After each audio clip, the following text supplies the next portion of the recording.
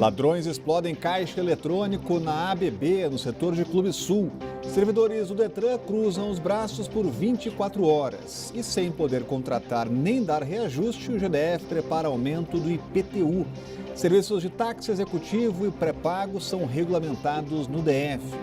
Os fatos da política, do DF e do entorno que você confere a partir de agora no Band Cidade, primeira edição.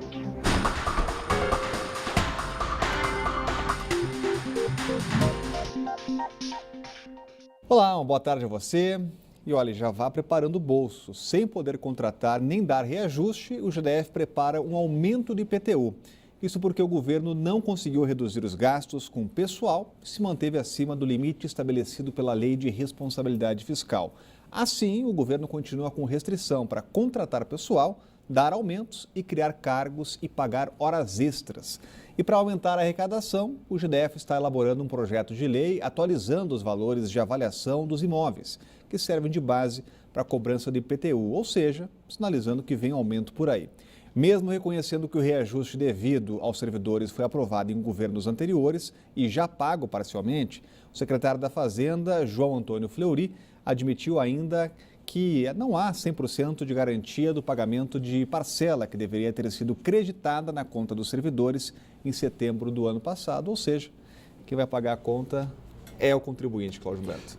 Exatamente. Olha, hoje deu até pena do secretário de Fazenda, nós o entrevistamos na Rádio Band News FM, ele disse que só dorme bem uma noite por mês, que é quando consegue pagar a folha. Todo o restante do mês ele é sempre marcado por noites mal dormidas. Aí não é por acaso, né? O GDF tem uma arrecadação de 31 bilhões de reais por ano e paga quase 27 bilhões de salário. Isso não existe em lugar nenhum do mundo, em nenhum setor público, em nenhum lugar o setor público pesa tanto nas costas do contribuinte como aqui no Distrito Federal. São 3 milhões de habitantes trabalhando, dando duro, ralando para pagar salários de 130 mil pessoas. É claro que os servidores públicos merecem toda a consideração, merecem os melhores salários possíveis.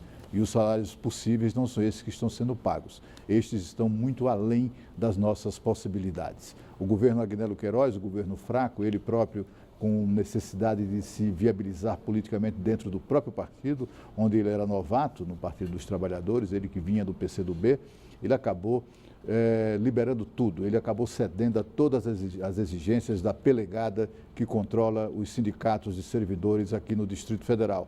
E com isso, o GDF, na época de Agnello, assinou acordos salariais impagáveis, absolutamente absurdos, que levaram a essa situação, a situação em que nos encontramos hoje, da opção absurda do GDF de aumentar IPTU, que é o Imposto Territorial Urbano, né, para pagar salários. IPTU, minha gente, foi criado exatamente para atender a necessidade de investimentos na melhoria da qualidade de vida da população, não é? Cuidar da manutenção dos próprios públicos, das escolas, construir escolas, hospitais, mantê-los, pagar uma série de despesas, inclusive em vias públicas, providenciar pistas, vias decentes, sem buracos, canteiros bem cuidados, né, os canteiros floridos aqui do Distrito Federal. Não é para pagar salário.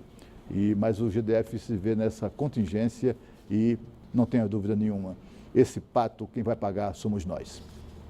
Em meio a tudo isso, os servidores do Detran cruzaram os braços por 24 horas. Eles querem o pagamento da última parcela do reajuste, aumento do ticket alimentação, isonomia salarial e alterações na jornada de trabalho e ainda gratificações pagas aos servidores. Os brasileiros que precisam de algum serviço acabaram ficando na mão.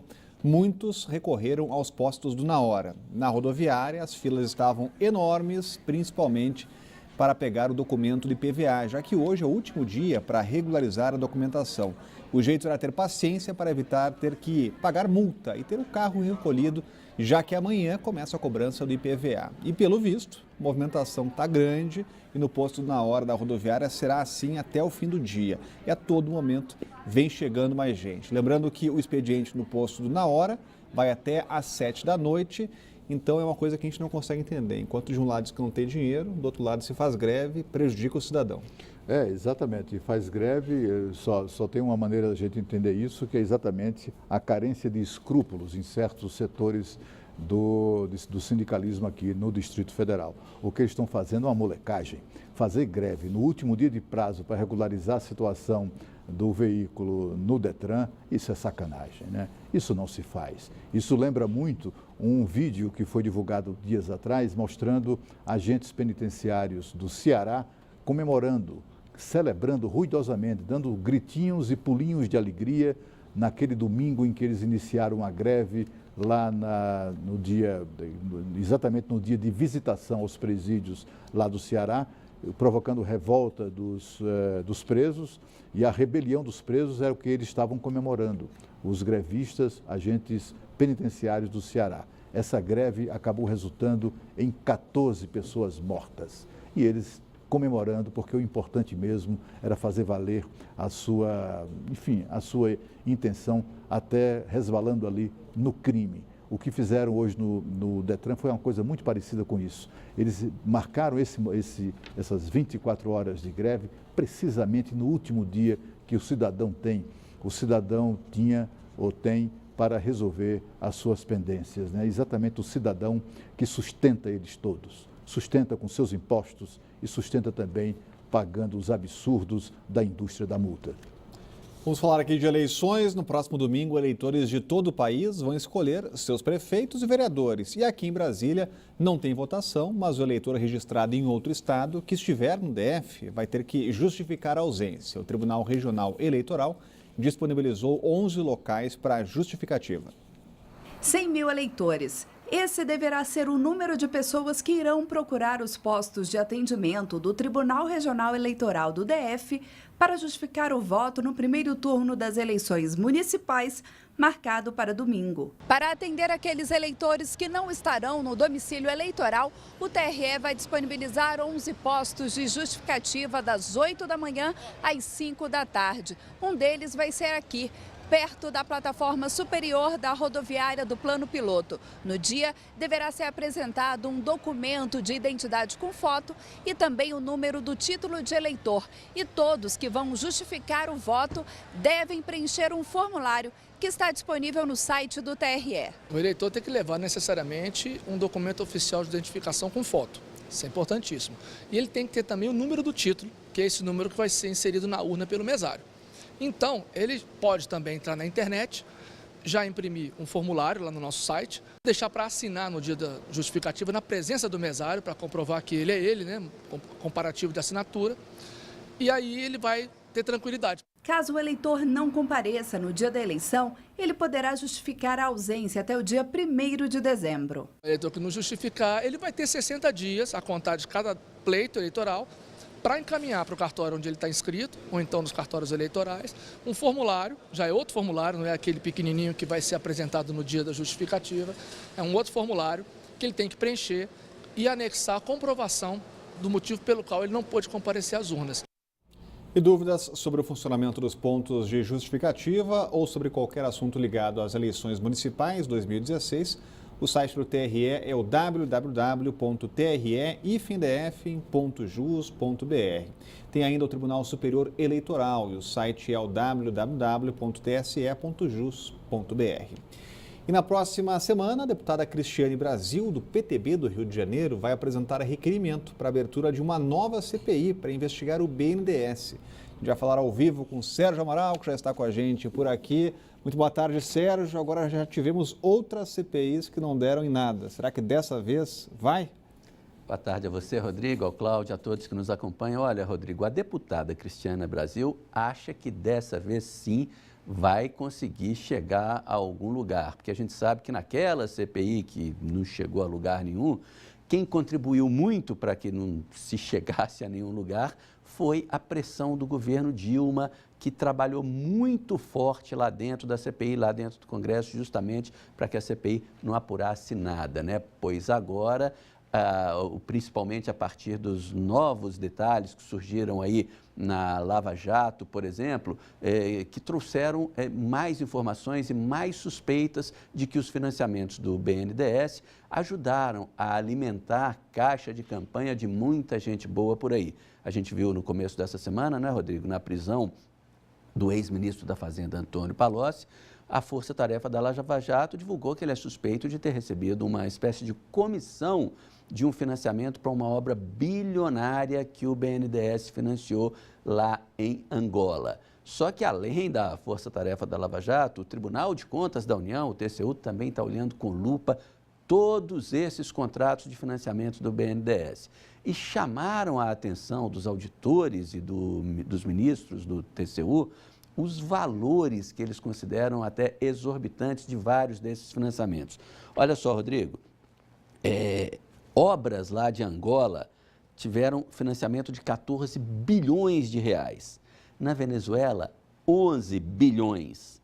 Na Argentina, quase 8 bilhões. Em Cuba, 3 bilhões de reais, inclusive aquele famoso Porto de Mariel, que a presidente Dilma Rousseff foi lá participar da inauguração, né? Agora, um outro que chamou muita atenção também foi o valor para obras na República Dominicana, pouco mais de 8 bilhões de reais num país daquele tamanho com o qual o Brasil nem tem, assim, tanto comércio bilateral. E agora, né, sem a pressão forte do Planalto, já que mudou o governo, a deputada Cristiane Brasil acha que sim, agora a CPI vai conseguir botar a lupa também nesses contratos todos e ver como todos eles foram assinados e vai ver principalmente por que esses contratos para obras fora do Brasil ofereciam às construtoras condições muito mais vantajosas do que os empréstimos para obras aqui dentro do Brasil, sendo que nós também precisamos de infraestrutura. Agora, bastou a Cristiane Brasil anunciar que vai apresentar o requerimento para a abertura de uma nova CPI para investigar o BNDES, que já começou aquele trabalhozinho assim, a deputada ela é filha do Roberto Jefferson, aquele que foi condenado no Mensalão, numa tentativa de desqualificar quem está acusando, ou pelo menos quem está querendo investigar. Eu acho, Rodrigo, Cláudio, que independente de quem apresente o requerimento para a abertura da CPI,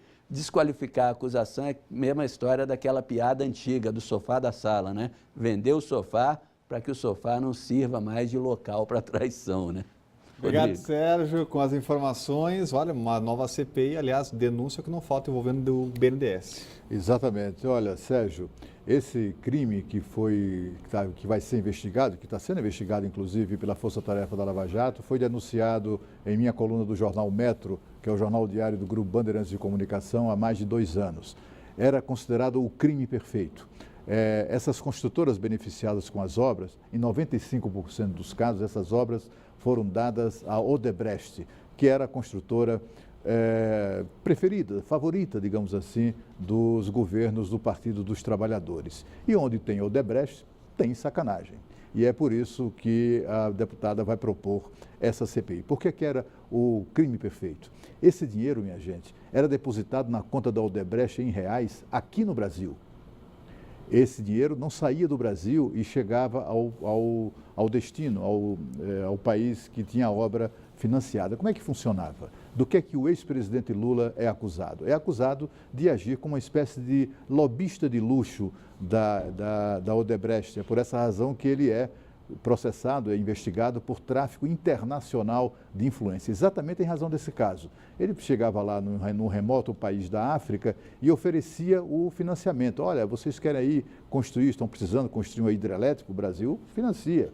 Juros camaradíssimas, né? De pai para filho, com um prazo de carência para começar a pagar daqui a 25 anos. Moleza demais. E aí o chefe de governo desses países topava na hora e o BNDES só tinha uma condição que o Brasil impunha. Era o Brasil indicar a construtora que faria o serviço. Não precisava da aprovação do Senado, como a Constituição manda, para fazer financiamentos no exterior. Bastava isso. E aí os dois países, a República Dominicana, Cuba, Angola, faziam com o Brasil, os dois países faziam um acordo bilateral de cooperação e com isso o contrato ficava sob sigilo, absolutamente secreto. O Ministério Público do Brasil e o Tribunal de Contas da União não têm prerrogativa de fiscalizar obras lá fora e eram impedidos, em razão do sigilo bancário, de fiscalizar esses contratos aqui dentro. Era o crime perfeito até ser descoberto. E a seguir, ladrões explodem caixa eletrônico na ABB, no setor de Clube Sul. A gente volta já já.